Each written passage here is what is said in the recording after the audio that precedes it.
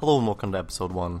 I'm your host, Jordan, and on this podcast, I help you fight binge-watching boredom by watching the pilot episode of TV shows on your favorite streaming networks and help you save time and answer the question, should I binge that? On today's episode, I will be discussing the Unbreakable Kimmy Schmidt. The Unbreakable Kimmy Schmidt has been on Netflix for quite a while. It's got quite a few seasons on there, and I've heard lots of good things about it. I've just never checked it out myself until I did for this podcast. So, a little about the Unbreakable Kimmy Schmidt.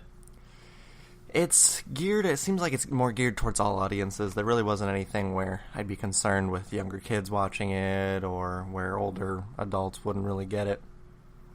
It was pretty good balance. It's created by, in part by Tina Fey. So if you've ever watched like 30 Rock, or any Saturday Night Live sketch she wrote, then you'll get the humor and you'll enjoy the show. In the episode, there is no real explicit language used, and they really do a good job of hitting their target audience.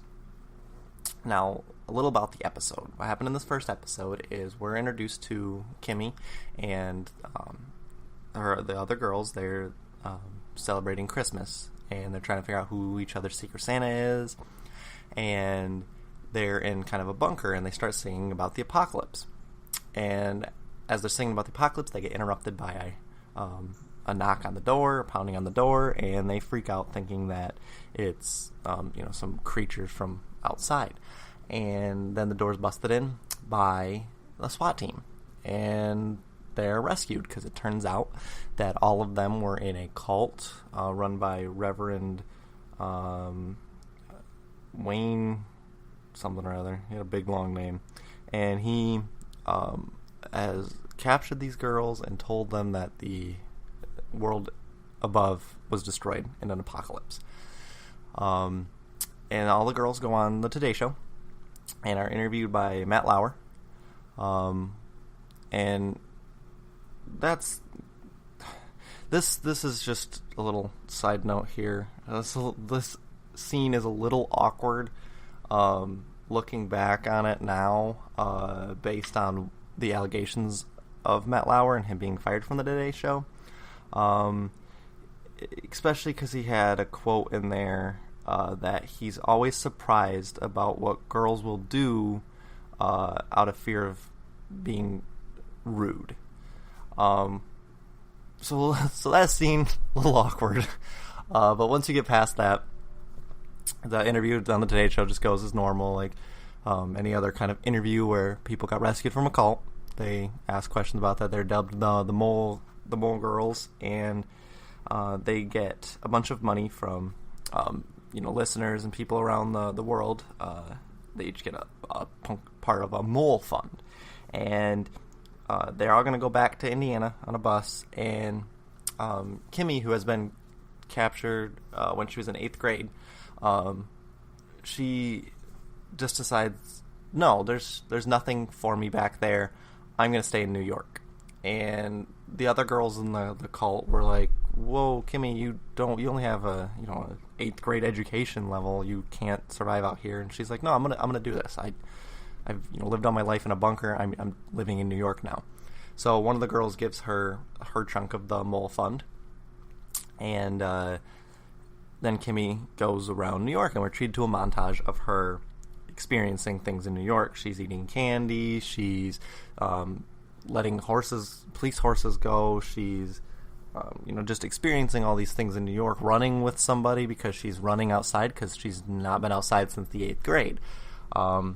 And she then finds an apartment that she wants to rent. She found an ad, and she goes and talks to the person, and they find out that she has no job and no money, so they're like, well, we don't want you here. You need a job first. So she's walking around town, goes to the candy shop that she went to before, and starts talking to them about how much she loves their candy and that she's, looking for a job. Well, she sees the little kid stealing, so she runs after the little kid and ends up at the little kid's house. and the mother offers her a job, $17 an hour under the table, and Kimmy accepts. And then she goes back to the apartment and tells them that she got a job and that she can pay up front right now with her tax refund. It's the mole fund, but she tells them it's the tax refund and shows them a big stack of cash. So then they're really excited for her to move in, and she ends up paying way more than she should have. She paid the back rent, her first month's rent, her last month's rent, and like one other chunk of the rent because her new roommate Titus was trying to see how much money he could get from her. Then Kimmy decides that they should go out and celebrate. She just got a job and she wants to get out to a club. So they go to a club, and Kimmy's flirting with this boy this guy, and tries to lean in for a kiss and trips, and then finds out that her backpack was missing, her backpack with all of her mole fund money. She can't find it. She gets kicked out of the club because she punches a security guard in the face, and then she goes back to the apartment, and Titus is there, and she's freaking out about the backpack and that she has no money, and then Titus finds out that she is one of the mole girls, and he tells her that she needs to go, she needs to leave. There's nothing for her here because when he came, he used to be an idealistic young guy with a smile just like her, and then New York destroyed him when he couldn't get on Broadway, even though he auditioned hundreds and hundreds of times. And Kimmy, he finds out that Kimmy lost the backpack with $13,000 in it, and he gives her rent money back and says, all right, go get a bus ticket, go back to Indiana, you don't need to be here. So she starts to head to the bus station to get a bus ticket to Indiana, and as she's doing that, she opens up her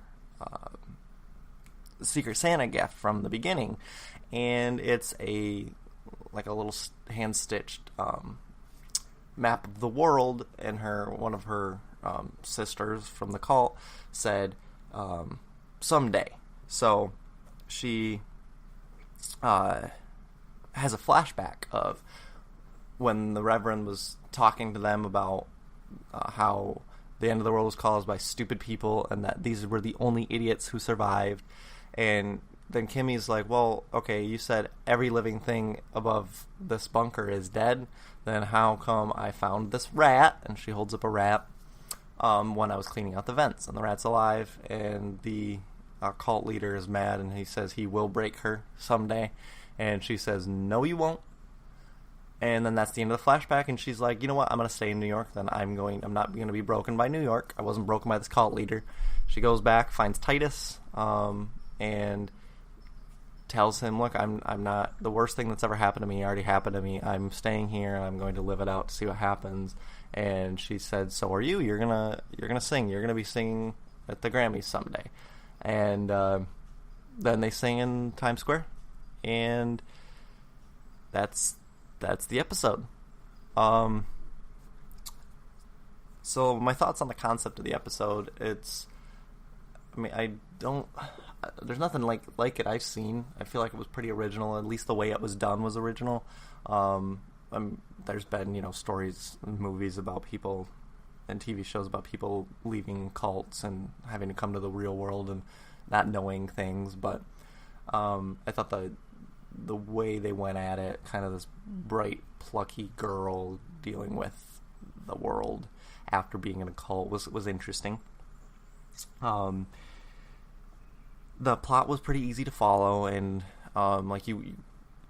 you wanted to keep seeing where Kimmy was going, so I thought it was pretty engaging. I thought the casting of Kimmy was very well done. Kimmy is played by the actress who played Erin on The Office, if you've seen The Office, and she still plays that kind of similar, naive, plucky character, and she does it well. And the supporting cast was well cast as well. With my predictions for what's going to happen, I see things going there. I don't see things getting better for her right away. I think that they will get better, and she will go through a lot of changes, but I don't think her personality will change. I don't think we'll see a lot of growth from her. I think that she will stay this plucky, naive kind of a character throughout all of the situations she deals with, when things get good and when things go bad, because I just have a feeling that things are going to, like, Titus is going to get an audition and then something's going to happen and he's not going to be able to make it, or he's going to get the role and then something's not going to happen for him, or Kimmy's not going to be able to find a job that she can keep, or something's going to happen with her other job. Like, there's just going to be a lot of bad things that happen, and she's just never going to change. That's my predictions for how it's going to go. And before I tell you if it's a winner or a loser, I'm going to take a quick little break.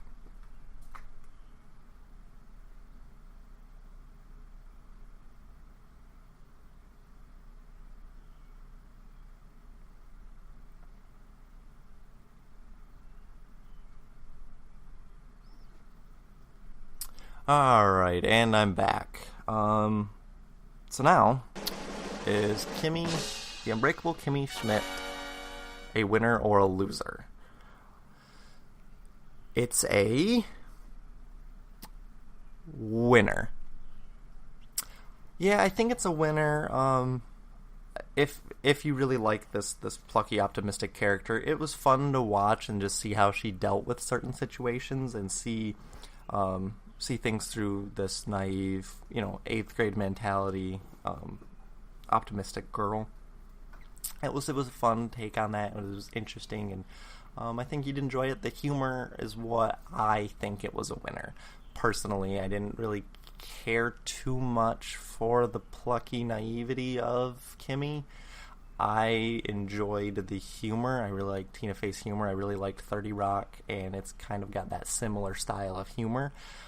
So that's why I think it's a winner, is the humor of the show. So I hope you check it out, and I hope you enjoy it. That's all for this episode. Thank you all so much for listening. Be sure to tell your friends and share us. You can find us on Twitter, Instagram, Facebook at episode1pod. That's WON1. And we're available. Our podcast is available on any streaming network that you can find. Check us out on Podbean. That's our main spot where you can find all our links to all our social medias, and an email if you ever have any questions, want to send us, or if you have any suggestions for an episode, please email, which you can find on our website at Podbean. All right, until next time, stay safe out there. Have a good night. Have a good day, evening, wherever you're at. Thank you. Bye.